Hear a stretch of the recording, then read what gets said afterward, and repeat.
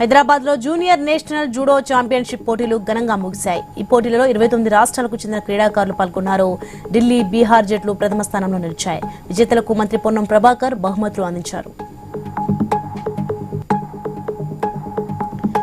Hyderabad మెట్రోను PPP పద్ధతిలో నడుపుతామన్నారు కేంద్ర మంత్రి మనోహర్ లాల్ ఖట్టర్. ఇప్పటివరకు తెలంగాణ ప్రభుత్వం ఎల్ఎన్టీ మెట్రో రైలు నడుపుతున్నాయని చెప్పారు.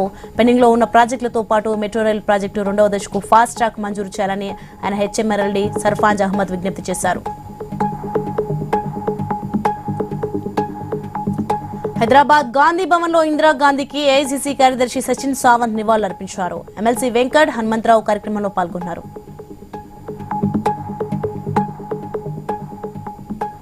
మాజీ ప్రధాని ఇందిరాగాంధీ జయంతి సందర్భంగా ఆమె చిత్రపటానికి పూలమాల వేసి నివాళులర్పించారు మంత్రి సీతక్క. దేశానికి ఇందిరాగాంధీ చేసిన సేవలను గుర్తు చేసుకున్నారు.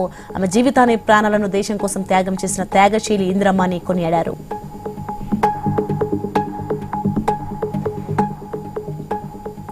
గాంధీ భవన్ లో భారత తొలి మహిళా ప్రధాని ఇందిరాగాంధీ జయంతి వేడుకలు ఘనంగా జరిగాయి. కాంగ్రెస్ నాయకులు ఆమె చిత్రపటానికి నివాళులర్పించారు. మాజీ ఎంపీ వి హనుమంతరావు, ఉపాధ్యక్షులు కుమార్రావు తదితరులు పాల్గొన్నారు.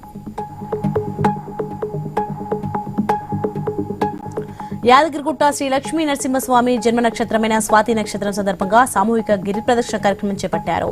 దేవస్థానం అధికారులు, అర్చకులు భక్తులతో కలిసి శ్రీ నారసింహుడి పాదాల వద్ద ప్రత్యేక పూజలు చేసి గిరి ప్రదక్షిణ ప్రారంభించారు. అనంతరం నారసింహుడిని దర్శించుకుని మొక్కులు తీర్చుకున్నారు.